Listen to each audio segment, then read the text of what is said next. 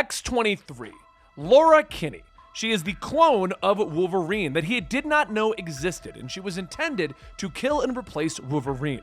But what are her comic book origins, and what happened to her original comic book line? Today we're going to be bringing you that on the full story of Comicstorian. Our story begins with Wolverine breaking free of the experiments conducted on him. You see, Wolverine is a mutant that can heal from any injury, and because of this, some scientists thought it would be a good idea to experiment on him and find a way to harness this power into a weapon for use by people who do that kind of thing. Well, Wolverine got free, and on his way out he murdered everyone in his path. But the one important individual for our story is a scientist named Dr. Rice. Wolverine murdered him, and then he left. His son Xander received the terrible news of his father's death from Martin, one of the heads of the program. And then Xander devoted his life to science, so that he could eventually avenge his father's death. So he tried everything that he could think of to create a new weapon for Martin, but it all failed until one day. Martin brought in Dr. Sarah Kinney, and she proposed cloning the original DNA from the original mutant, Wolverine, and recreating him. She wanted to test her cloning technology, and Martin's organization would provide endless resources and money. It would also provide no moral oversight. So the experiments began as she tried to recreate everything that she could. Every enzyme, every codon, every sequence recreated from the little genetic material that they had remaining from Wolverine. But it was too damaged, and she couldn't recover the Y chromosome. So she suggested that they just use two X chromosomes and they make the clone a female. Well, originally they turned her down because they wanted an exact clone of Wolverine. That's what they were paying for. So Sarah went back to the lab to continue her research while secretly starting the female clone of Wolverine. It worked, and the subject began to grow, and she told herself she was making a weapon, not a life, not a child. Once the egg was ready to be placed into a surrogate mother, she told Martin and Xander what she had done. While they weren't happy, Martin did order Xander to find a surrogate as soon as possible. But Xander was more twisted and demented than anyone could have imagined. He was also not a fan of having Sarah here because she was ruining his research. So he waited until the last possible second, and then he approached Sarah saying that she was the only possible surrogate. If she didn't agree to come and do it right now, she would lose the egg, and the clone would be lost. So she didn't have a choice, and she became the unwilling mother of a weapon that was to be born. She was placed into the experiment, constantly monitored and experimented on herself, but the whole time, she tried to treat it like a baby. Until the day that X-23 was born, a living female clone of Wolverine. Right away they began training her, and they were using methods to strip her of her own humanity. But Sarah tried her best to fight for the child and give her some kind of a life. Martin and Xander refused, as they had paid a large amount of money for this weapon, and they were going to see it change into the best weapon it could possibly be. So the training continued regardless of what Sarah was trying to do, and X-23 spent a lot of time with her teachers and her sensei. As she grew, Xander grew to hate everything about X-23. This was a clone of the man that took his father from him. He was so removed from reality and any sense of morals at this point that he began to sleep with Martin's wife. When she told Xander that she was pregnant with his child, Xander just shrugged it off and told her to tell Martin that it was his. With all of this training going on, Sarah would try to sneak in and read X-23 bedtime stories by slipping in pages of Pinocchio into the pages of Art of War, so no one knew she was doing it. But eventually, Xander and Martin got tired of waiting for her to gain her mutation, and so they decided to try and force X-23 to gain it one day. So, against Sarah's pleas, they stuck X-23 into a radiation bath to force her mutation to start. She nearly died with Sarah calling out for her daughter. But Xander was right, and X-23 gained her claws and her healing abilities. This led to the next stage of Xander's torture for the clone, and he tied her down, and without any painkillers, he removed her claws forcibly and laced them with the adamantium. But that wasn't enough for Xander because she survived. So his next plan to torment the poor young girl came when he laced her sensei's sword with a trigger that they invented. This trigger would send her into an uncontrollable killing frenzy. And with this trigger on the sword, it forced her to murder the only person who actually treated her like a human. She was heartbroken that day. and one of the last pieces of her humanity died with him. A few years passed and X-23's training finally came to an end. They started sending her out to kill targets, the ultimate killer. No one ever expected this young girl to come in and murder people. So, she killed royalty, godfathers, drug lords, dictators, assassins, anyone and everyone for the right price. She was perfect and Xander couldn't take it anymore. So one day he decided to go on a mission with her. The entire purpose was to leave her there to die, let the little clone rot by itself. Once she was set off, he killed the crew on board of the helicopter and sent out a distress call. He claimed that they took shots and they needed to leave X-23 behind. They had no option. He would have gotten away with it too, if it wasn't for the fact that this was X-23, and she just walked back to the facility one day. Shocked, Xander claimed that he had no idea how she got back there. So things went back to normal. Well, as normal as they could get. Sarah tried more often to give X-23 her humanity, and Xander got more and more twisted, and X-23, well, she just continued to wall off the world around her. All of the stress on Martin eventually started to get to him, so Xander made him an offer. Let me take over the project. He always considered Martin a father figure, and he feels that he could take this project to the next level, and take the stress away from Martin and his family. Not realizing that this was all some evil plot to take over the company, Martin went through with signing the makeshift document giving Xander all of the rights to the project, and he thanked Xander for being a caring friend. Once Martin was out of sight, Xander didn't waste any time going to his trunk where he was hiding X-23, and he gave her her new target, Martin and his family. She went inside and she murdered everyone as she was ordered to. Well, that is until she got to the child, and she saw a scared little boy. X-23 then set the building on fire as she left, and she reported back to the facility, where she was washed up like an animal by Xander and thrown back into her cell. Once everyone walked away, Sarah looked into the cell to see X-23 cutting herself, and shocked and appalled by this, she ran into the cell to ask her, "Why are you doing this?" She thought it was Xander making those marks on her arm. And it was while trying to figure this out that she got the news about Martin and his family dying. So as Sarah was trying to go get the full story, X-23 stopped her and opened her mouth. In it was a photo of Martin and his family. Sarah finally realized how far this had gone and that she needed to save X-23 before it was too late. "Xander and I both used you. We're both monsters. But I'm getting you out of here," Sarah told her. And for the first time in years, X-23 turned to her. "A mission?" And with tears welling up in her eyes, Sarah told her, "Yes, a mission." So Sarah set up a mission envelope that contained a key to X-23's cell and the objective, kill Xander, and then she slipped it underneath the door to X-23's cell. She couldn't be stopped, and she ran through the entire facility in a blind rage, murdering everyone in there. And eventually, she confronted Xander in his room.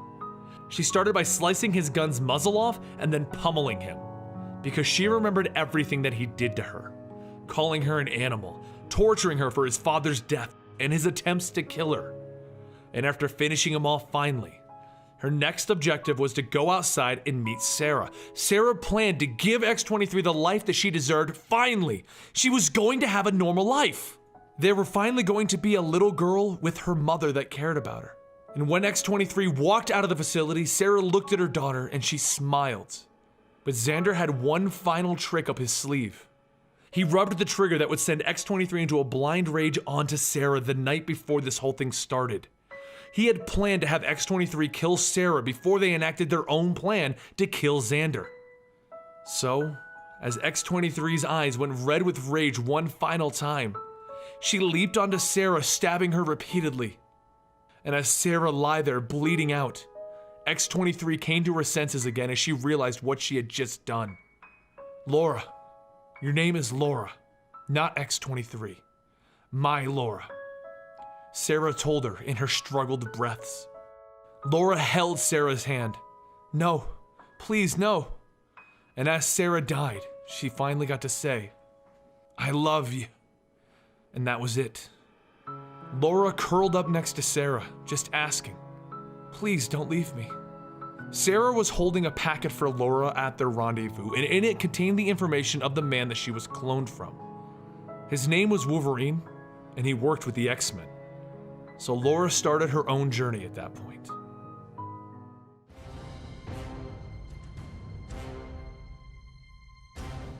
She is the clone of Wolverine that was trained to be a killer. She is the girl that was treated like a thing and not a young woman. She is the girl that was tricked into killing her own mother, Sarah Kinney, as her mother tried to save her. And at age 13, she now sits on the snow next to her mother, the mother that she killed.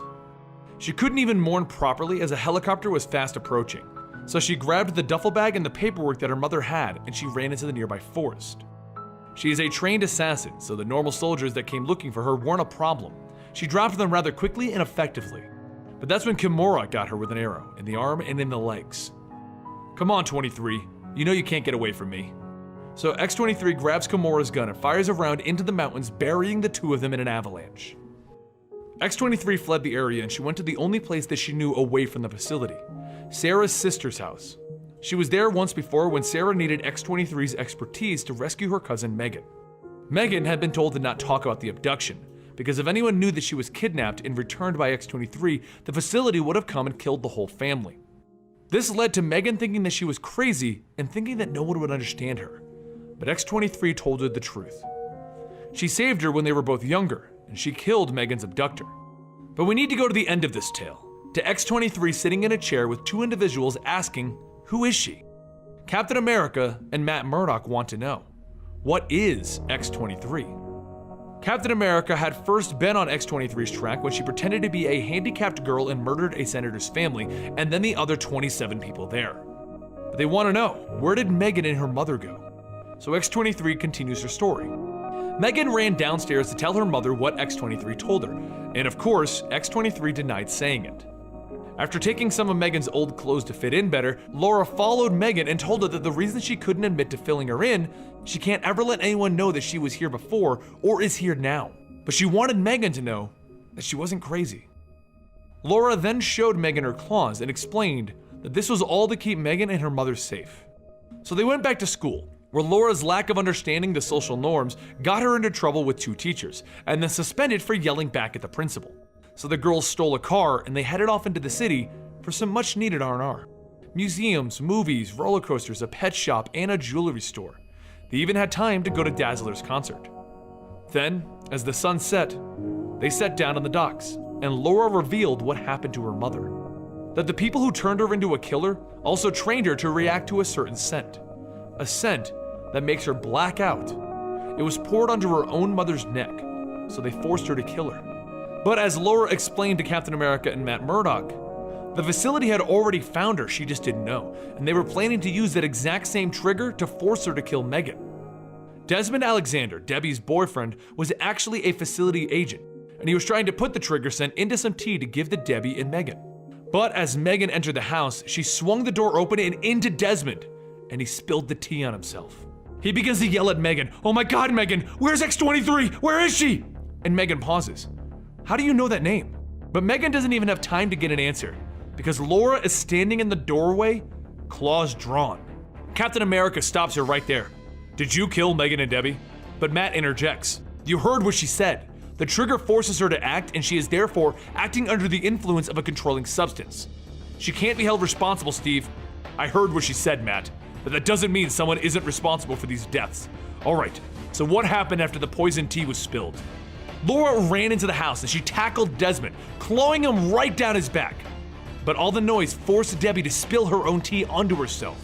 Megan began to scream for Laura to stop. "Please stop!" But then she remembered what Laura told her about the trigger scent and about her blacking out during the attacks. So Megan ran upstairs and she got her mother, and the two of them ran into the bathroom. They jumped into the shower and began to run as much water on them as they could, but it wasn't working. Laura sliced through the doorway and she came in swinging, ready to kill them both. But just as she was ready to take that fateful swing, the scent was washed off and she went back to normal. But the facility wasn't done with her. They sent in backup in the form of Kimura. But Captain America stops her again. "This is the second time that you've mentioned Kimura. Who is this?" Laura explains that Kimura was her handler, and she was enhanced to have skin so tough that not even Laura could harm her.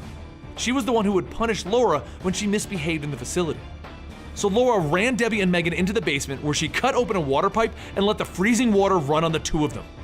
Then as the facility entered the house using heat vision goggles, Laura ran upstairs and took out each of them until only Kamara remained. But that's the problem, because Kamara was built specifically to counter everything Laura can do, and she disables her quickly, and then handcuffs herself to Laura and drags her down into the basement. She intends to kill Megan and Debbie in front of her to teach her a lesson, and then she threatened and tortured Laura with her taunts. But eventually, she left Laura with no other option. Allow Kamara to kill Megan, or kill Megan herself and spare her the suffering. Matt Murdock stopped her there. So you killed Megan? No, Laura tells him. I cut my hand off. She then attached the handcuffs to the water main and left the building with both Debbie and Megan. With Kamara screaming that she'll get her revenge while handcuffed to the water main, Laura rigged the whole building to explode and walked away as it did. All three of them drove off until eventually they got far enough that Debbie felt she could stop to tell Laura that she made Sarah, her mother, very happy. When they came to visit her that one time, she could tell that Sarah was happy. She saved her mother from a destructive path, and now she saved Megan and Debbie. She saved this whole family, and Debbie wanted to thank Laura for that. But Laura knew she had to leave Debbie and Megan. The facility would keep hunting her, and she didn't want them in harm's way again. So she left them. Debbie understood, but Megan, she didn't. On her own again, Laura had one option: to find the man who started all of this, her father, if you will, the killer that she was cloned from. She went to the Xavier Institute and she stalked Wolverine for days until eventually, Wolverine got a sniff of her and he left. He went out to the Canadian border and he waited for Laura to jump him. He told her that she didn't need to do this. It didn't have to be this way. But Laura was determined as she forced Wolverine to pull his claws out. But he still refused to hurt her. He wanted to help. Sarah had sent Wolverine a copy of the letter that she had wrote for Laura, the one that explained everything. Wolverine knew about Laura, and he knew what had been done to her. And when he went to the facility looking for her, she had already left. With Laura on top of him, ready to try and kill them both, Wolverine told her, "If you want to kill me, go ahead. But I won't let you kill yourself." "No!" she screamed. "We both have to die!" "Maybe I do. You don't. You didn't choose this life. There's nothing you could have done to stop what happened." "No! I have to die! It has to be stopped! They made me kill my mother!" And Wolverine quietly told Laura that he was sorry. So with the battle over, they sat around the fire and Wolverine gave Laura the letter that Sarah gave to him. The letter explained that Sarah wanted a normal life for her daughter, and that she was sorry for everything that had happened to her, and that everything that did happen wasn't Laura's fault. Wolverine told Laura that things won't be easy, that he wants her to come back to the Xavier Institute. He can try and help her, and he knows a guy that can also help. A bald guy that can read her mind. And she told him, "They'll come for me, even at the Institute. Darling, they try and take you from there, and they're going to be asking for a world of hurt." But before they could talk anymore, the helicopters began to approach, and Laura begins to panic because it's the facility. But Wolverine tells her, "No, this is worse. This is the good guys." It was Captain America coming in to pick her up for all of the murders that she committed. And then he called Daredevil to act in the role of Matt Murdock and be the lawyer for this. And now, we've come to the end of her story. Matt tells Steve that he should have left her with Wolverine, that it was her best shot at a normal life. Sarah's letter is a written confession for all of the crimes committed, and it absolves Laura for every crime. But Steve doesn't care. Someone needs to answer for what happened, and I'm gonna bring her to S.H.I.E.L.D. Steve, everyone you're after is dead. If you bring her to S.H.I.E.L.D., they'll use her for what the facility wanted, a weapon. But Steve doesn't care, and he takes Laura with him. And as they leave, Matt asks Steve to please don't do this. They can still fix it. Captain America doesn't get very far before he realizes what he's doing. So, he had a change of heart, and he dropped Laura off at a bus station with the ticket back to New York. He told her that he was sorry, and that this is what she needed, to go back to Wolverine. He's the only one that can help her at this point. So Laura got back onto the bus, and with tears running down her eyes, she finally gets to read the final words of her mother for herself.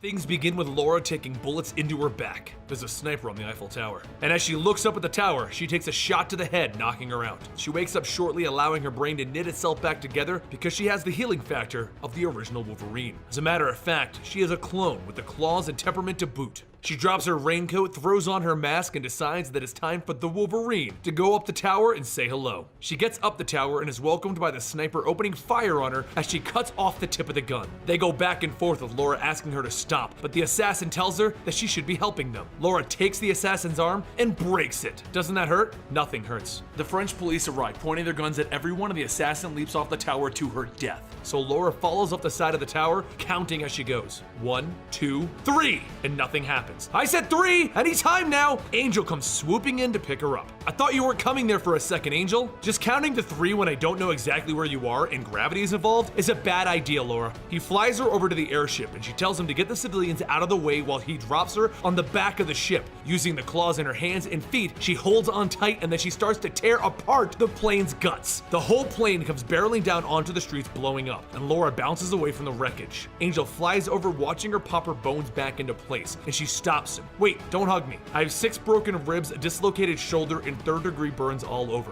Anything with a tight embrace is going to hurt. Is there anything I can do in the meantime? Anything that doesn't involve tight embraces. So Angel pats her on the head. Are you patting me on the head? A little awkward? A little awkward. I didn't say stop. Once she heals, Angel carries her over to where all of the civilians are taking pictures of the dead assassin. Laura removes her mask and sees herself, a version of her that couldn't feel pain. So Angel picks her up and they take off into the skies. She goes to the Alchemex facility to meet with the director of Alchemex. It was her son that she was saving from the assassin originally, and Captain Mooney, the head of Alchemex's covert operations, explains that these individuals have been targeting Alchemex facilities in acts of terrorism. This group has been trained as an advanced security team trained to protect diplomats and humanitarian organizations, but they became twisted and turned against the company, and now they're killing everyone connected to the company. Laura wants to know the obvious question: why do they look like her? And the director explains that they are her clones. His predecessor acquired her DNA and tried to make more of her, but they don't have her healing factor or her style of claws, or her conscience. Laura looks at him. I will find them and make them stop, and I will do what's right. As she leaves though, the order to follow her is given. She is aware of it and she scares off the people tailing her before Angel flies her up to Logan's old apartment that she now owns. She asks Angel to leave and then she turns around to the clone of her. The clone asks if Laura killed her sister, and Laura tells her no. Then she looks at Laura while digging around her fridge. They're going to kill us. I don't want my sisters to die. It was you that led me to Paris, wasn't it? Yeah, I guess I hoped. We're your clones. You know what it's like to be used. You should be helping us. I won't help you kill. They took away pain and feelings from us. Don't hunt us. Help us. Then Laura begins to smell smoke, and she runs into her bedroom to find a fire on a plate on her bed. When she comes back out into the living room, the girl is gone. But Laura is the Wolverine, and tracking is her game. She follows the girl to the rest of the clones, and all of them point their guns at her. She holds her hands in the air. It's okay, I just want to. And then one of them shoots her in the stomach, and then over and over. Laura wakes up tied to a chair with the girl called Bellona holding a knife to her. They tell Laura that they want to talk, and Laura tells them that she wanted to before they shot her. They try to explain that it's not them. They didn't do the explosion, and there's more to this going on than she has seen. Laura tells them quiet, she needs to be untied. People are coming. Captain Mooney and his troops all appear on the walkway above them. Captain Mooney, I was talking to them. Give me a chance to work this out, Laura asks, and he tells the soldiers to shoot the clones. An all-out brawl begins with all 4 of the girls jumping in and cutting up the soldiers with claws and knives, until eventually they are all down and Bellona has a gun to Mooney's head. Bellona tells Laura that this one was their jailer for years, and Laura pleads with her not to do it. No more people need to die. Suddenly, she takes a bullet to the head, and then all of the other clones take hits, because Taskmaster is standing there. He kneels over the troops and he reports in that they've all been handled non-lethally, though they'll be a little sore with the way Wolverine treated them. Then Laura pulls out her claws and Taskmaster stops. I'll have to get back to you. I was only hired to bring in these 3. Not really interested in you. Laura isn't listening. The rage has taken over as she bounds in to fight him. But this is Taskmaster, and his power is to adapt and mimic any move that you use on him, allowing him to counter anything that she throws at him, until he catches a kick and she pops her claw in her foot, stabbing his hand. Then she hits him and beats him down, knocking him out. The 3 girls get up, telling Laura that that was badass, and then they show her their body armor that protected them. Bellona wants to kill Taskmaster because he'll chase them, but Laura won't let her do it. So another of the girls shoots Taskmaster in the kneecaps, while Gabby, the youngest, is putting a man's fingers next to him just in case he plays the piano. They all load up into the girl's car and they head off, but quickly the Alchemex guys get on their tails again. Laura realizes what's going on. In the lab, Mooney cut her to check if it was the real her, and they put a tracker in her. Mooney then opens fire with armor-piercing rounds shredding the Humvee. Laura tells them to stay in the Humvee, they have holes in them from the bullets. She jumps out of the Humvee into Mooney's, smashing the windshield, and then she tears off the steering wheel and jumps out of the car, stopping her slide with her claws. Mooney's Humvee plows into a telephone pole, totaling it. Mooney then pulls himself out of the wreckage and Laura walks over. If you or Alchemix Genetics comes after them again, I won't hold back. I've already beaten you unconscious once today, and now I'm leaving you in the wreckage of a car alone and bleeding. That's me holding back. She walks over to the girls to see that Zelda's laid out, and Laura asks if she's gonna be okay. But Zelda tells her she wasn't injured, she's dying. And Bellona finishes the sentence. We all are. Alchemix took away their pain, but they also took away years from the girls. And Laura has an idea to fully understand the situation, but she warns them things are about to get weird. She takes them to see Doctor Strange. He appears before them asking, what could Wolverine want with Doctor Strange? She tells him that she doesn't need the Strange, she needs the Doctor. He takes them inside where the cupboard winks at Bellona, and Gabby is amazed that it's raining outside one window, but not the other. Before Strange is willing to help though, he decides that he needs to look into the souls of the girls. Gabby has seen much evil, but she is innocent and fundamentally good. Zelda, not so good. And Bellona doesn't like Strange judging her and is thinking of creative ways to murder him.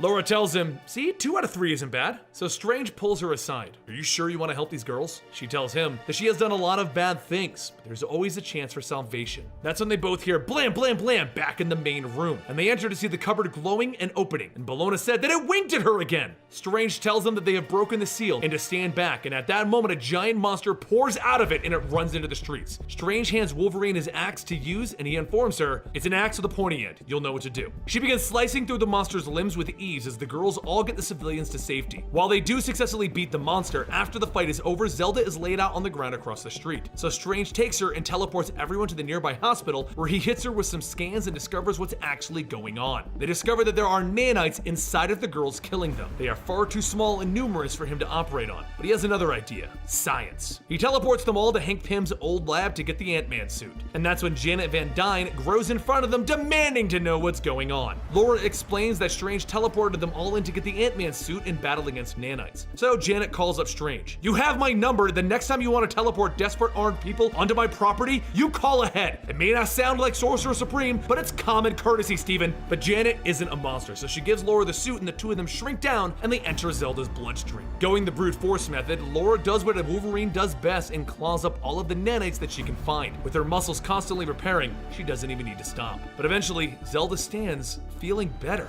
She wants to know what's going on, and Bellona tells her that it's a little hard to explain, so Gabby tries. Teeny tiny warrior women are fighting for your life against teeny tiny robots in your body. Then the windows begin to crack and Zelda sees blood on her stomach. Then she says the one thing that we never thought these girls would say. It hurts. An explosion rocks the lab and Mooney walks in telling the girls that they should have stayed in their cages. Then, as Gabby headbutts him, he throws her aside. Zelda stumbles over to him ready to fight and he shoots her again, happy that he could hurt her finally. In the pool of blood on the ground, Laura comes jumping out of Zelda, grows, and slices up Mooney. Then Janet gets behind him, shocking his head with her wasp stings. Mooney hits the ground when everyone runs to Zelda's side. Gabby can't help but say, no, no, no, no, no! Over and over. But we saved you! Yeah, you did, Zelda tells her. Then, when Laura gets over to her, she tells her, I know what you were trying to do, but fight it. Whatever is stopping you from unleashing, fight it. Hurt them. They need to understand that they can bring us into this world, but they can't own us. And then, Zelda dies. Janet tells Wolverine that she'll take Mooney in, and that they need to get these nanites out of the other girls. But Wolverine tells her,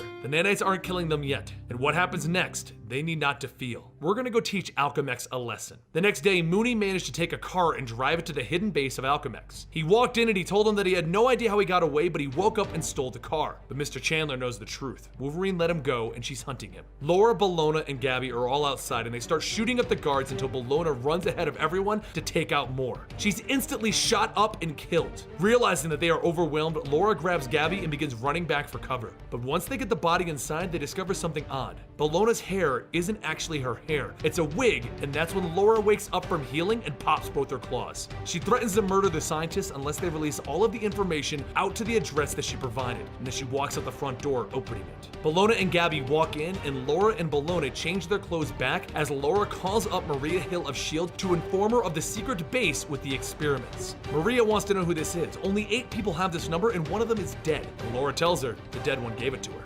Bellona and Gabby run off and they start beating on Mooney, who doesn't even put up much of a fight this time. And that's when Bellona shoots him twice in the head. She walks out to inform Gabby that she has to go. This is goodbye. And Gabby asks her if she'll see Bellona again. Bellona holds her close, telling her, when you grow up, look in the mirror. Laura walks in to find Mr. Chandler trying to make a break for it, so she slices his hamstring, keeping him from going anywhere. And once Gabby comes in, Laura says that they should go before S.H.I.E.L.D. gets there, but Gabby asks for a moment alone with Mr. Chandler. Laura leaves the room and Gabby pulls out her claw, telling Mr. Chandler that regardless of what they tried to do to her, she still wants to be a good person. She then stabs the ground in front of him, telling him this is how close he came. Bye! As they leave, Laura asks Gabby if she killed him. She tells her no. You're the worst at what they wanted you to do, Gabby. And that's pretty impressive. They leave the base for S.H.I.E.L.D. to clean up, and that's when Bellona is on a helicopter, and the person across from her tells her, I held up my end of the bargain. I broke you out and I helped you get your revenge. Now I want those nanites out of your body. Person across from her is Kamara, the woman that tortured Laura back when she was a weapon herself. Her handler.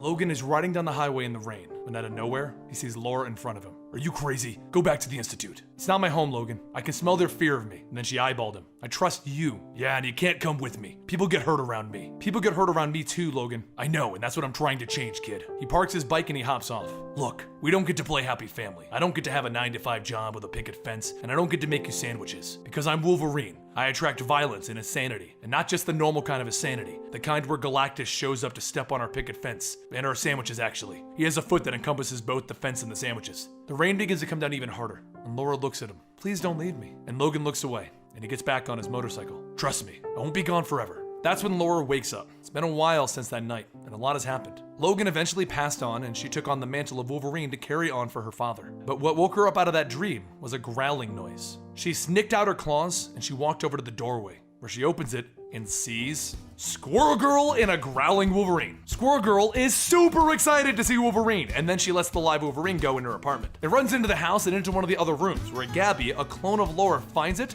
and cuddles it hard. Squirrel Girl brought the Wolverine because she thought it could relay their situation a little bit better than she could herself. But Laura tells her that, she can't talk to Wolverines, right? So Squirrel Girl ends up relaying the message herself. Laura has wronged the squirrel world. She explains that when Laura was out running after some men, they crashed into a tree, and then she put the tracker that they had put on her onto a squirrel. Well, they took the squirrel and separated a father from his family. So Laura suits up as Wolverine, and they head off on their adventure. But as they're leaving, Gabby really wants to go along. She can't wait to go on an adventure. And Laura tells her that she needs to stay. She needs to lead a normal life. None of this craziness. Gabby looks down and she tells Laura that Laura's the only person that Gabby has left. Please don't leave me. Those words do strike a chord with Laura, but they do head off into the city, where they find the tree that she damaged and a very angry squirrel family. One of the squirrels gives Laura an acorn, and she uses that scent to chase after the father squirrel. When they get to the building with the apartments, Squirrel Girl jumps over the night guard, stealing his key card before returning it back to Wolverine.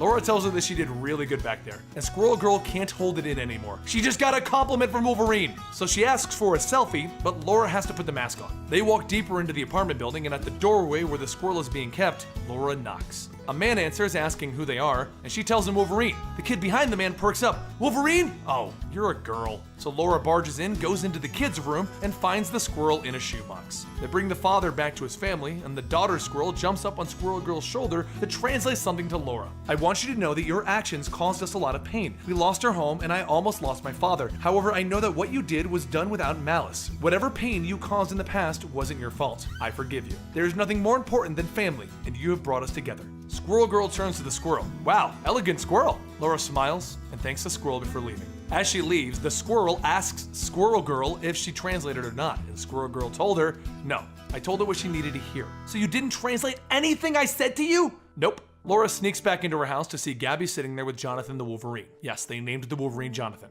Gabby asked if Laura found a way to get rid of her already, and Laura tells her that she should have taken Gabby. If Gabby is willing to stay, this should be her home. I might attract a spontaneous Galactus attack, and he might step on her sandwiches though. Gabby is obviously confused by that one, and Laura tells her, never mind. You belong here, and I won't leave you.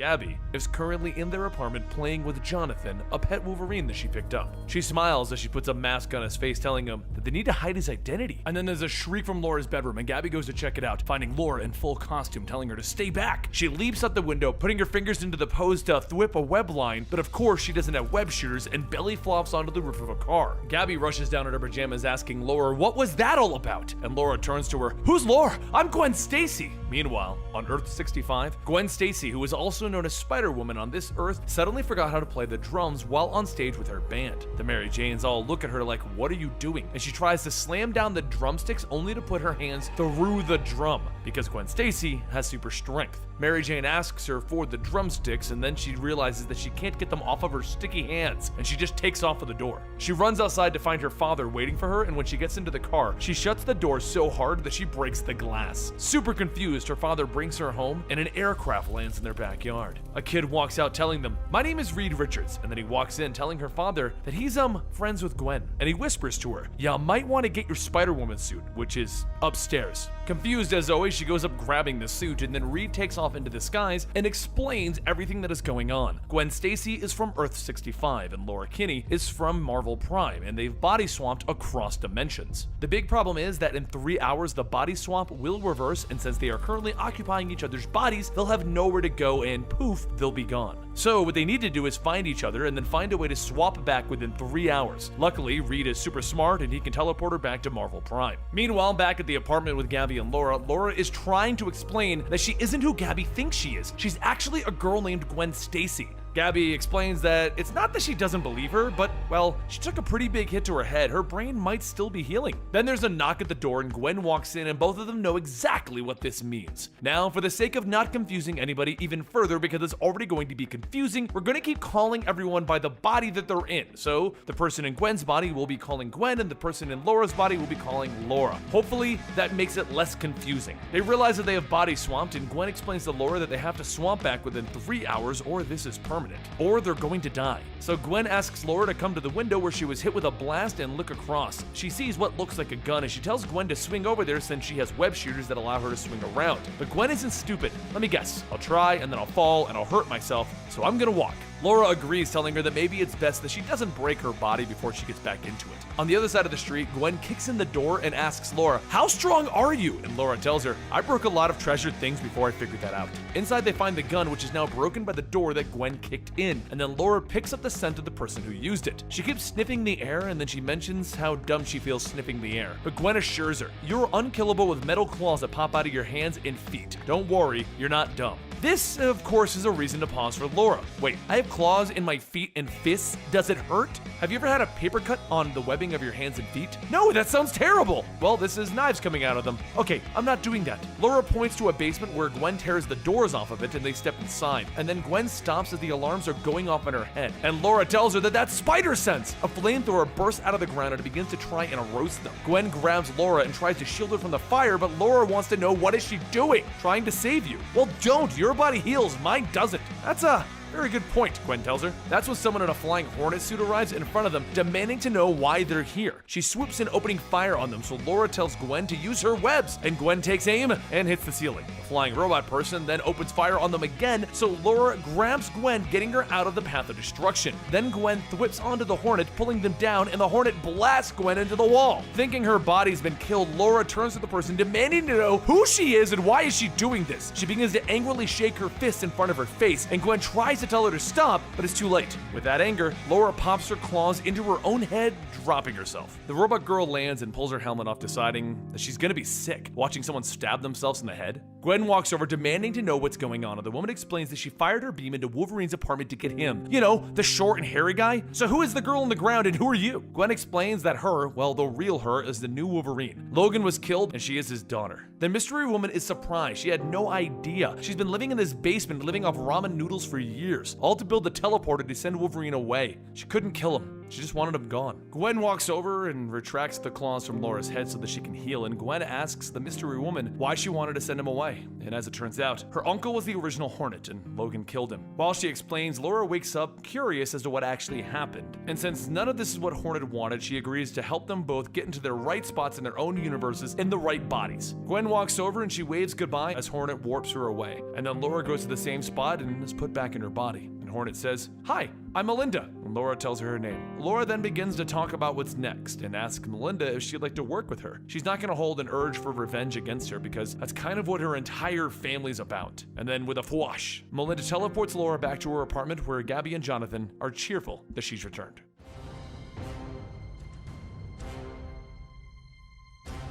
100 miles off of New Jersey, two boats meet to trade off an interesting box. An exchange that S.H.I.E.L.D. has been tracking for a while, and they arrive to secure that box. But when you box a criminal in who has a secret weapon, they do what you'd think they would do, and she opens the box, revealing its contents to be an odor, a single smell. Back in the home of Laura, her phone goes off as Maria Hill calls her to let her know about the situation. Laura turns her down, stating that she won't be involved in any S.H.I.E.L.D. situations. But Maria is slightly insistent. She kind of needs Wolverine's help. She even paid for the noodles that they were having delivered. As Laura reluctantly goes to the S.H.I.E.L.D. helicarrier to find out what Maria Hill wants, Maria shows her the box and asks her what the odor is. Laura sniffs it and says that it's something familiar, but she isn't quite sure. And that's when Maria explains that the other reason she called out to Laura, because that's what he said, the other Logan, the future Logan. Gabby sees the future Logan on the screen and asks if that's Laura's dad. Laura tells her no. That's someone from another dimension or something, it's not Logan. She asks where he went after he got the scent, and Maria explains that he left and told them not to track him. But Laura's not dumb, and she knows that Maria wouldn't listen to that, so she tells her to bring Laura and Gabby to the location that they're tracking him at. And as they arrive, no one can figure out what's going on since it's over the ocean. So Maria Hill has the box opened entirely, and inside they find a liquid. That's when it hits Laura. The box doesn't contain a weapon, it's a scent to attract Fing Fang Foom.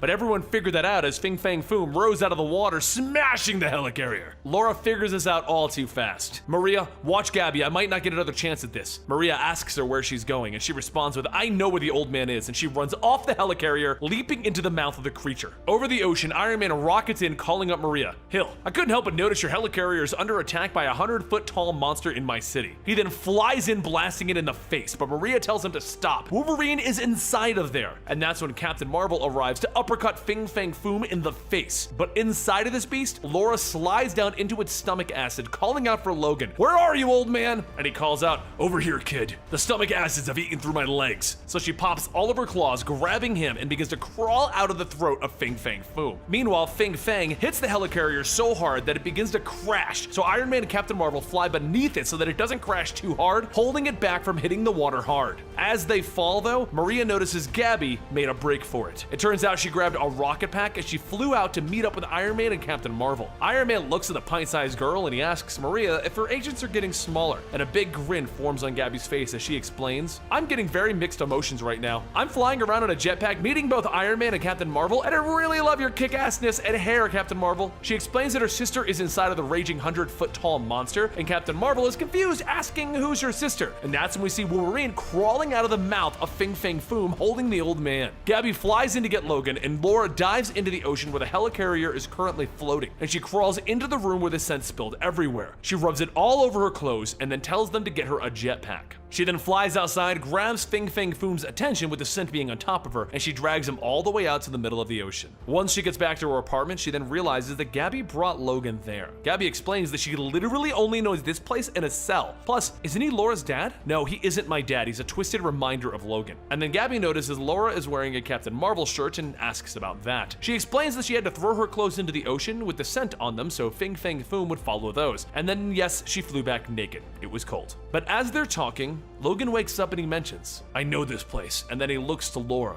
"It's where I raised you."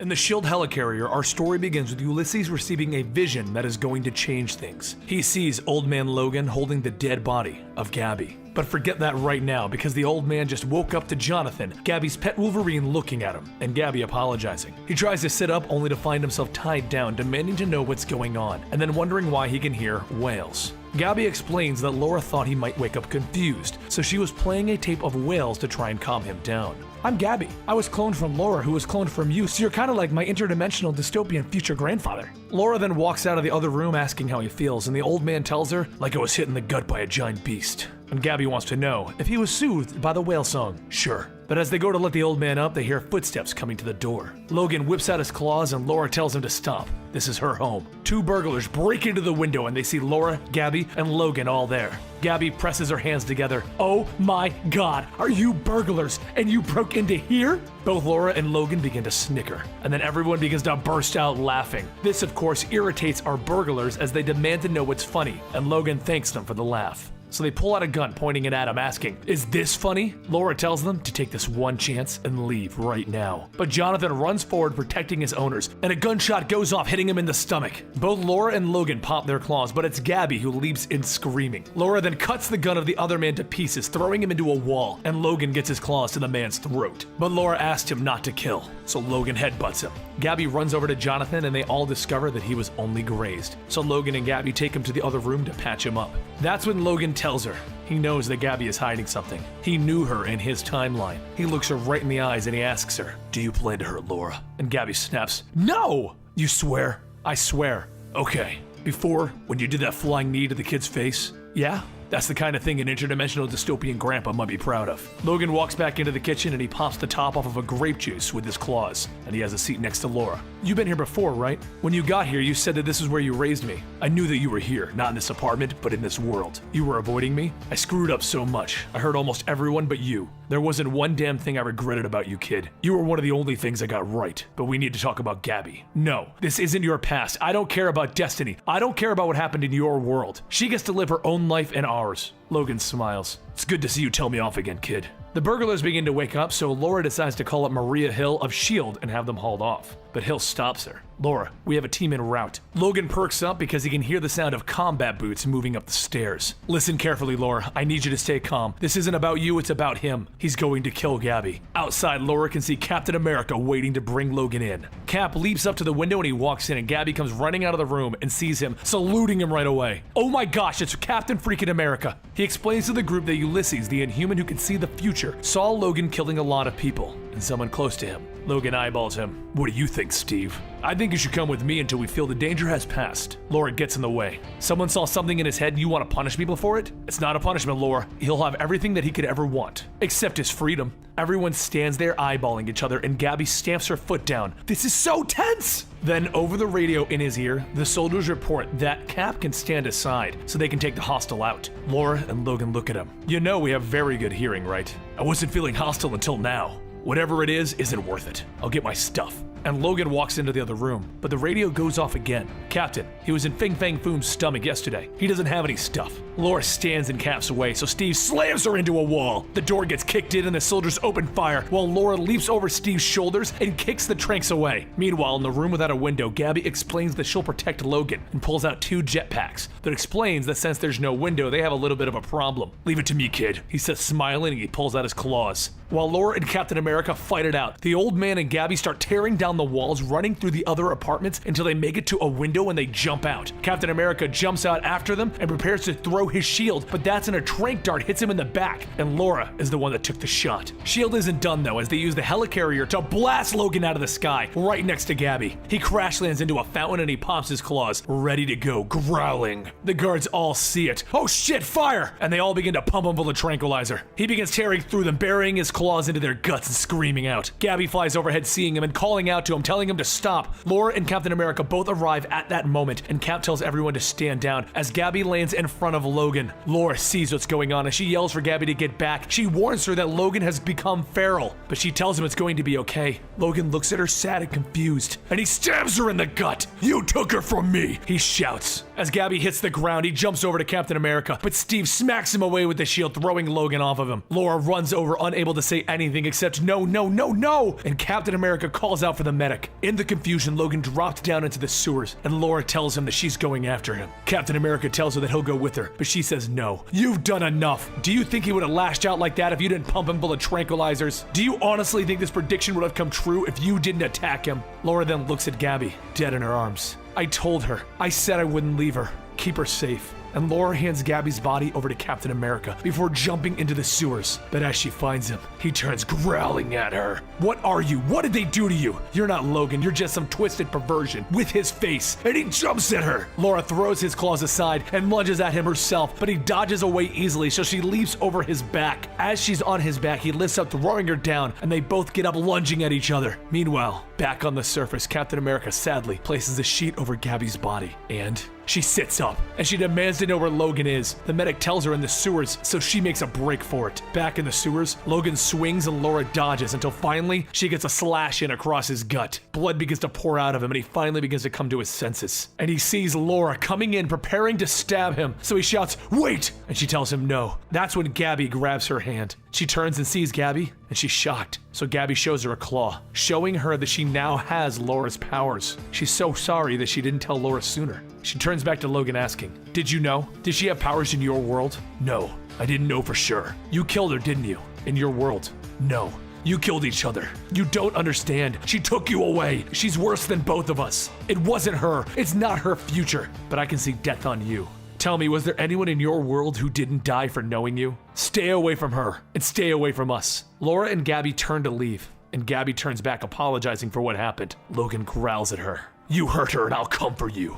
"Fair enough. You bring a single ounce of pain into that perfect woman's life, and I'll put you down like a rabid dog. Bye."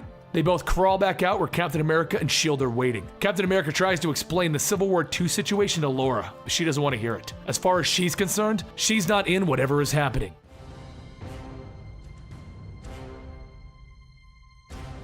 In their New York apartment, Laurie and Gabby try to live a normal life after all of the things that they've been through.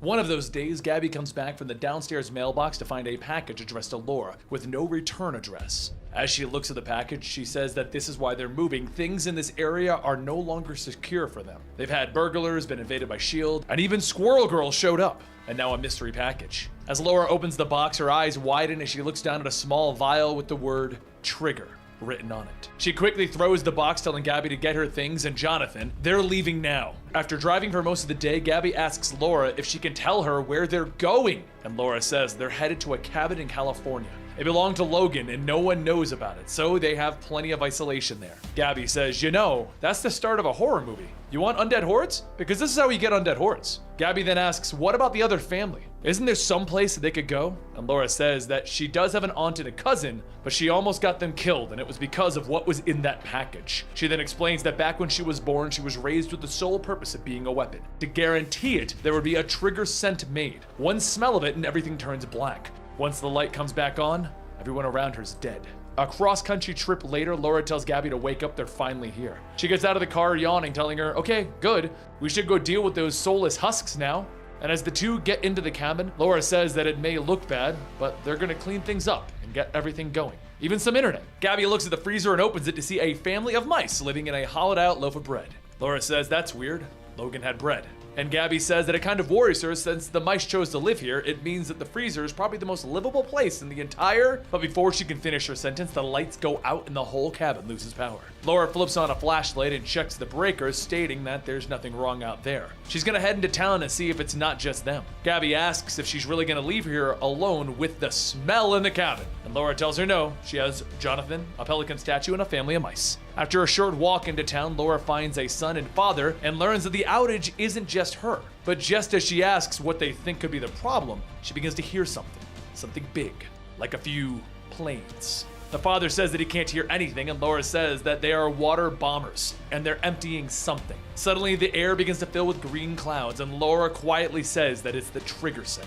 She shouts back to the son and father to run, and as the son asks why would they, she tells them that she's sorry. She's sorry that she ever came here. And then with a snick, her claws come out and her eyes go blank. Just after 10 p.m., Nick and his response team are sent out to Dalesville to see why the town went dark. But by the time that they get there, the town was wiped out. One of the soldiers asks, "What is it?" And Nick calmly tells them that it was Wolverine. Laura looks back, telling them all that she's sorry, she's so sorry, and Agent Bennett runs up, hitting Laura with the end of her rifle, telling her to get on the ground. Another agent tells Bennett to relax. Does she really think that pissing off Wolverine is a good idea? And as Laura is brought aboard Nick's aircraft, Laura mentions that she didn't do this. Someone made her. They used planes. Nick radios back to SHIELD Command asking if they have any planes on their radar, and the operative tells him affirmative. There are 3 water bombers heading out to sea. Nick tells them alright, patch him over to the fighters that are in their location. Once connected, the pilots report that they are en route, and the bombers are in their sights. Nick says, good, just follow them. They need answers. So turn back once they land, and the pilot stops him, telling him, wait, there's something else. Something big. It looks like the planes are flying straight into whatever it is. Nick shouts for the pilots to abort, but before the fighter jets can turn around, they're blown up in the sky. The operative on the radio reports that the warplane is heading back into the sea, but they did manage to see the flag on it. It's Madripoor. Bennett says that they can't follow them either. Madripoor is a sovereign nation, and if S.H.I.E.L.D. attacked, well, Laura stops them, telling them that they can't go. But Bennett punches Laura back in her seat, telling her to shut up. She then pulls out her wrists in front of her and cuts off the handcuffs, jumps up, kicking Bennett to the ground. Bennett sees Laura grab the rifle, and he tells her not to shoot. If she does, she'll breach the hull. And Laura tells her, fine, she's okay with that. And she fires. An explosion goes off, and the hole in the hull begins to suck everyone out. Nick shouts for Laura to get back and fires a few times into her. She then just runs and jumps out of the plane. The next morning, Laura returns to the cabin to begin packing, and Gabby asks what's going on. Laura says they need to go. She just killed the townspeople, and the answers as to why are in Madripoor. Gabby tells her, oh, okay then, well I'm coming along too. And before you can tell me no, I am cloned from you, so I'm just as stubborn on that answer of no. Laura sighs and tells her fine. They're gonna travel by boat until they reach where they need to go. Later that night at the San Francisco docks, Gabby asks if it's an actual pirate ship. Can she say R? Also, can she get a wooden leg? Laura tells her that they're not those kind of pirates, and Gabby asks if she's sure because the woman behind them literally has an eye patch. Captain Ash tells Laura that she knows a lot of people are looking for her, and S.H.I.E.L.D. was just here, so there would be a great amount of appreciation if they don't draw attention to each other. A woman tells Bellona that it seems that her little X-23 has escaped. Is she ready to face her sister? And Bellona tells her yes, she is ready. Back with Captain Ash in her ship, Ash tells everyone that they should be out of the worst of the storm. And as everyone begins to eat, Ash tells Laura that she's sorry to hear what happened to Logan. He was an above average lover. Gabby says, ew, and Ash says it's because of him that she is doing this for them. And Laura adds, also the money, and Ash tells her, well, and that. The following morning, Ash's ships begin to reach Madripoor, and as Laura and Gabby talk about Jonathan's seasickness, Laura begins to hear someone else talking. She heads over to Ash and asks why is it that they parked so far from the port, and Ash says, well, they were just waiting for clearance from the harbor master, and Laura stops her, telling her, sure, you heard what you were transporting. Laura begins to feel a rush of pain as Ash pulls her gun back from her, shooting her in the stomach, and then the sounds of helicopters can be heard. Ash says, right. She also sold her out, so they are coming for her. Laura struggles and begins to break free from the other crew members and charges at Ash as she continues to fire, but with a quick swipe, Ash looks down at where her hand used to be. Laura then kicks her over the edge of the ship, handless, and Gabby says, all right, that was really violent. Care to share what's going on? Laura stabs a container and opens it, and Gabby asks, why is there a container within a container? The second door opens up, and Gabby sees a group of children and tells them not to worry. The woman out there is a superhero. Laura looks back at the helicopters and says that she's pretty sure they don't want to meet whoever's inside of those, and then a man jumps out. As the giant man lands on the ship, Laura says that it's Roughhouse. But before he can do anything, Bellona jumps down on a rope onto the ship, telling him to leave them. She'll take care of this. Laura tells her that this isn't going to happen, and Bellona says maybe she can win this. Maybe she can even kill them all, and maybe the kids will become some collateral damage. Does she really want to risk that? Bellona then takes out a pair of special cuffs, attaching them to Laura, asking where's the captain. A few moments later, after being pulled out of the water, Ash shouts for someone to find her hand, and Bellona tells her that she'll be turning the ship around and bringing those children home. Ash tells her, yeah, that isn't happening. She has a reputation to, and Bellona shoots Ash down and asks who's the second in command. One of the crew members says, and Bellona asks if she values her reputation more than her life, and the woman tells her absolutely not. Bellona then points to Roughhouse, saying that her friend over there will watch them and make sure that they do the right thing. And then she whispers to Roughhouse to kill every slave trader once the children are safe. As Bellona leads Laura to the helicopter, Gabby runs after her, telling her to stop, and Bellona covers her mouth, telling Roughhouse to put this one with the other kids. A short while later, as Laura begins to open up her eyes, she hears Kamara's voice telling her that she is so glad to have her little murder machine back. And now it's time to get to work. As Laura begins to open up her eyes again, she can feel herself hooked up to several machines, and Kamara pulls off the mask, telling her that she's a weapon. She's her weapon. And right now, they have their first target. A screen lights up and Kamara points to it, stating that this is Tiger.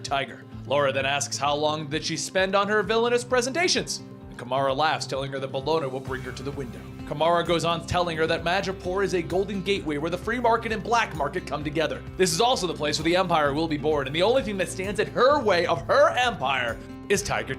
Back at Ash's ship, Gabby tells the other kids that she's sorry, but she's gonna have to leave them now. And one of the girls asks if it's because they took her sister. Gabby says yeah, she never called her that, but that works. Gabby then says that she's going to need some help from them. So first up, she just needs them to know that she does not feel pain. And second, please don't freak out. And finally, you need to absolutely freak out. As Roughhouse watches over the kids, they suddenly hear the kids screaming, and the girl from before says that Gabby fell, and another one says that her bones are on the outside. Roughhouse picks up Gabby, saying that they're going to go to the infirmary, and Gabby gives the kids a thumbs up before leaving. A short while later, over at the infirmary, another man recovering tells the nurse that that's gross, her bones are on the outside! And then the nurse and the man hear a cracking and a popping sound. Gabby smiles as she puts her arm back in place and pops out a claw, asking the nurse if she happens to have a satellite phone because she's gonna need to make a quick call. 1 week later, Laura is transported to her target location, and a helicopter flies through, releasing her canister into a building. The canister crashes into the ground and skids across it, and as soon as the latches open up, Laura jumps out, sniffing the air. Down the hall, the soldiers all run into Tiger's office, telling her that they need to leave immediately.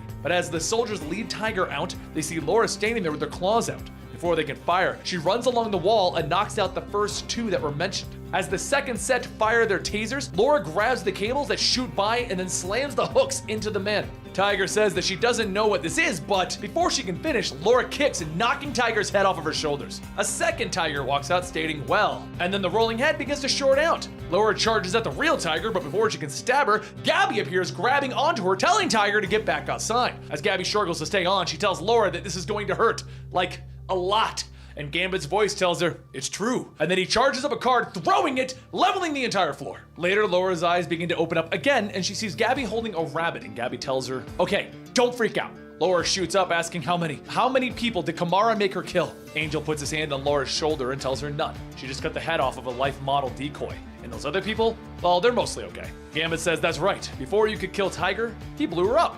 And Angel says afterwards he flew all of the pieces of her here. And please promise him that he won't have to do something like that ever again. Laura then asks, where are they? And Angel says, at Tiger's safe house, which is practically impenetrable, and they figured that this would be a good place for her to heal. Gabby holds up a vial of the trigger scent and adds that it will also help with this. Laura stumbles back trying to get away from it, and Gabby goes on telling them that they also have the help of the world's most powerful telepath, and Jean Grey walks out waving.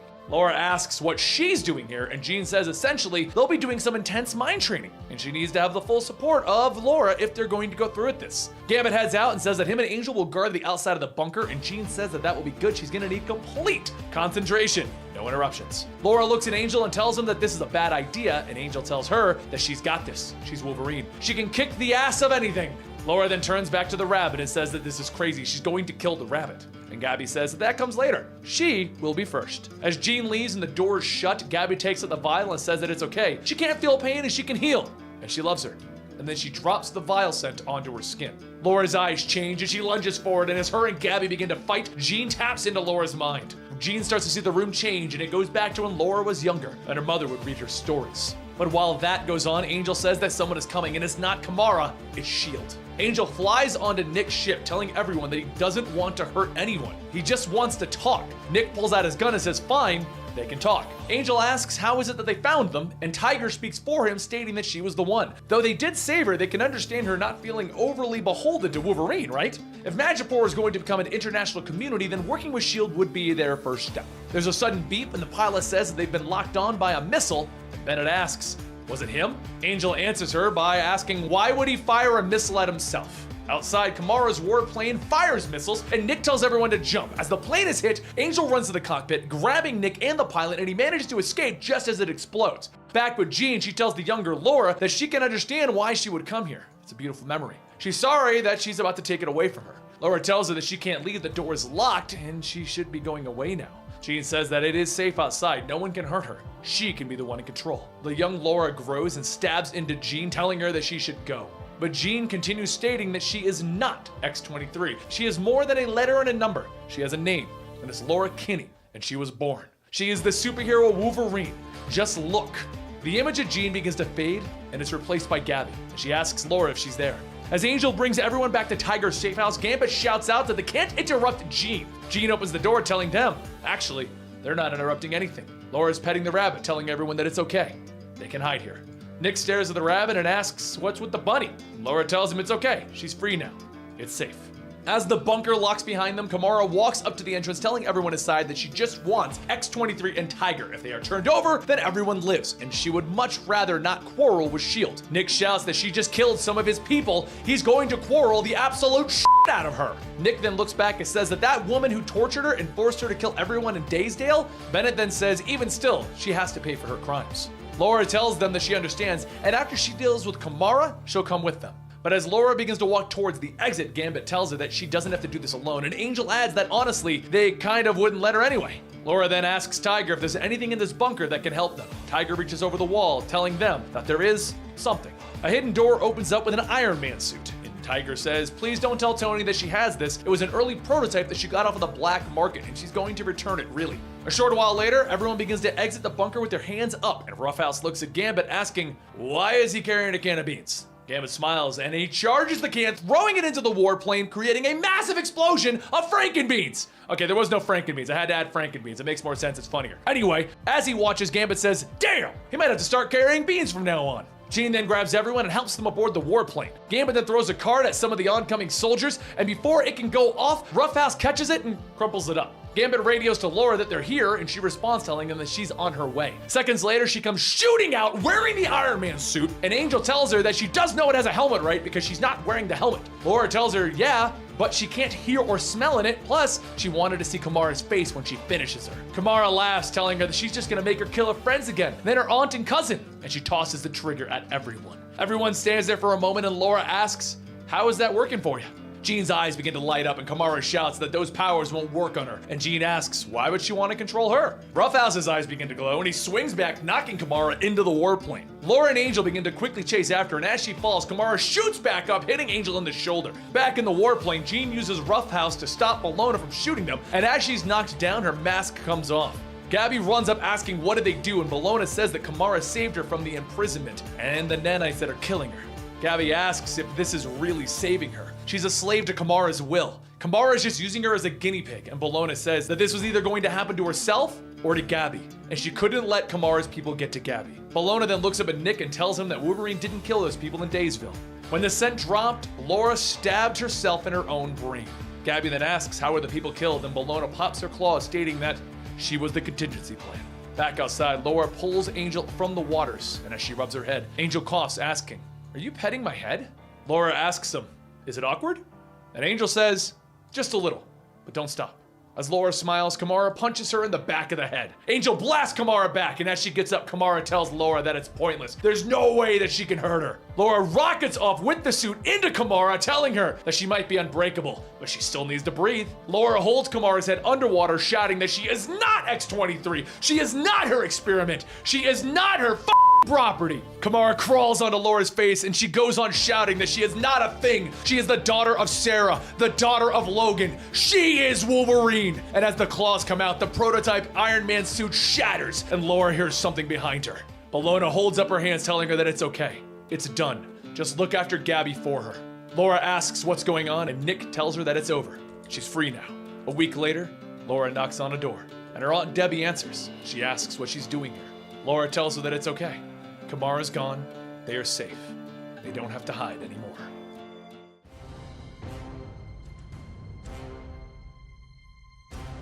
In the quiet apartment of Laura and Gabby Kinney, there's a scream as Pentagon the Pelican loses a leg. Gabby looks at Jonathan the Wolverine as he's chewing through the broken leg of the statue, asking, how could you? Laura comes in holding a leash, telling Gabby that her pet Wolverine just ate through a statue. It's probably time to take him for a walk. Gabby says maybe he doesn't need one. And Laura says if only they had some kind of universal translator so that he could tell them, oh wait, they do. After tying the small device around Jonathan's neck, Jonathan tells them, need outside, sunshine, air, taste of other bird statues. And a short while later, Gabby is out walking Jonathan. It's not long into their walk that Jonathan begins to smell something, and he immediately begins to growl and pull at the leash. Gabby tries to control him, but Jonathan just starts running full force, dragging Gabby behind him. Once he finally stops, he begins to growl towards a building with 2 armed guards sitting outside. Gabby looks at the building and asks, what is this place? And he simply says, bad place. Hurt. Jonathan. Hurt family. So Gabby calls the one person that she knows who can help in this kind of a situation. Deadpool. Wade picks up the phone, telling her, hi, kiddo. And Gabby asks if it's a bad time. Wade, who was in the middle of stabbing someone, tells her, oh no, I'm not doing anything important. Gabby tells him good. There's something that she was hoping that he could help her with. Wade asks, this isn't something Wolverine can help with, is it? Is it unethical? Is it illegal? Gabby says that she's not sure Laura would help with this, so it's probably unethical. And it's definitely illegal. Wade tosses the body off his sword and he tells her, all right, I'll be right there. Once Wade gets to where Gabby is, he looks at Jonathan and it says, oh my God, he talks. Who's a sweetie little snookums? And as Wade extends his hand to pet Jonathan, Jonathan snaps at him, telling him, we'll eat face off. Gabby yells at Jonathan and Wade tells her, no, it's okay. We've established some boundaries, that's all. And, what is this place anyway? Gabby then says that Jonathan was rescued from a lab and she's pretty sure that this is the one that he was experimented on. Wade tells her, so, you want to burn it down? And Gabby yells, hell no! I want to save the animals! Wade tells her, oh, of course! And then burn it down? And Gabby tells him they'll cross that bridge when they get to it. And they'll probably burn it down. A few moments later, Gabby walks up to the guards and says, hello, I'm not sure where this sentence is going, but it's okay. I'm only here to confuse and disarm you. The men stare at Gabby and then Wade reaches from behind holding a cloth over the two men's faces. Gabby asks, do you always carry chloroform? And Wade tells her, of course. In fact, I'd like to give you this bottle. How irresponsible would I be if I let you walk around without a means of knocking anyone out? Now it's time to suit up and get to business. After Gabby gets her honey badger costume on, Wade and her just walk right in and his security guard yells, hey, you can't be in here. Gabby quickly takes out a cloth with chloroform, putting it on the guard's mask, telling him, shh. The guard falls backwards, hitting his head, and Gabby asks if she was supposed to catch him. And Wade tells her, yeah, but it's your first chloroforming. Don't stress about it. As Wade goes behind the counter, he looks at the computers and he says that the first few floors are full of animals, and he can open them all up from here. How convenient! Gabby then begins to walk towards the testing room and Wade tells her, hang on a second. You need to prepare yourself for what you're about to see. These animals could have makeup on. Wade pushes open the door and sees a pack of zombie rabbits and squirrels and says, well, they are not spraying perfume in their eyes. But this also means that they have done something else. They've reanimated the dead. Gabby looks at the animals and says that those are monsters. They made zombies cute! Wade then says that he's not sure how to handle this situation. He's had dreams like this before. Gabby tells him that they're already dead, they have to destroy them. So she pops her claws and yells, I'm really sorry about this, but we're gonna put you out of your misery. Come hippity hop to your doom. After cutting up a pack of zombie animals, the two head down the hallway and they see a zombie sloth. Wade shouts, whoa, we have to be careful with this one. And they stand there, and they wait, and they wait, and they wait. And Wade simply says, okay, this one might be a little while before it becomes an actual threat. You want something from this vending machine? Gabby yells, vengeance! And Wade tells her, they're all out of vengeance, how about a soda? And Gabby tells him that soda will do for now. But as the zombie animal killing continues, Laura sniffs the area and walks in through the front door asking, is that Deadpool? Wade spins around, surprised, with 8 squirrels skewered on his swords, and yells, this is not what it looks like! Laura tells him that it looks like he just made squirrel kebabs, and Wade tells her, okay, that's actually right. Gabby then runs up asking Laura how did she find him, and Laura tells her that she only went 4 blocks. Plus she's Wolverine. Now tell her why she passed a half-dead sloth back there. Gabby then says that this is the place where Jonathan was kept. They've done terrible things to the animals here. She didn't say anything because she thought that she would get mad and stop her. Laura smiles, putting her hand on Gabby's shoulder, telling her that she should have called. She would have come. And now she's here, so how about they finish this? Just then, one of the scientists runs out of a door with a shotgun, yelling for everyone to get on the floor. Wade looks at the man and laughs and tells him, look at you! You think you're an actual threat. That's just the cutest little thing that I've ever seen. Laura walks up and says that she'll take it that he's the one responsible for all of these abominations. The scientist yells, of course I am! They all tried to stop me, and Wade looks at the door that the scientist came from and reads the words, the pit, spray painted across it, and asks, what is this? The scientist tells Wade not to go in, but Wade, being Wade, opens it up. Inside is a pit filled with some more zombie animals, and Jonathan says, family. Laura looks around and sees that there's no computers or cameras anywhere. This whole thing is for sport. The scientist points his gun at Jonathan, telling him to step back, and Laura swipes her claws, cutting the shotgun in half. Jonathan begins to growl and inch towards the scientist, and as he steps back, he ends up falling into the pit with the zombie Wolverines. While the scientist is being eaten alive, Wade begins stacking barrels, and Jonathan says, leave now. Hungry, eat bird statue. Wade then kneels down with Gabby and holds out a gas can and a lighter, asking, would you like to do the honors? Moments later, the three leave as the building bursts into flames, and Wade says that badasses walk away from a fire and can't look back, but we should probably watch it burn. Gabby shouts, oh hell yes we should. They all sit down with Jonathan saying, old family gone, new family here. Wade begins petting Jonathan and says, aw, he's just a big softy, isn't it? And Jonathan tells him, we'll eat piece of you while you sleep. As everyone watches the building burn, Gabby says, wow, catharsis is really pretty. And there's another full story right here at the Comicstorian Full Story channel. This is a channel where we just re-upload some of our underperforming ones from the other channel to appease the algorithm and see if we have a channel that only does full stories, how that would affect things. I hope you guys enjoyed it, but don't forget you can get up-to-date brand new videos by joining the main channel, Comicstorian. Thank you, and I'll see you next time.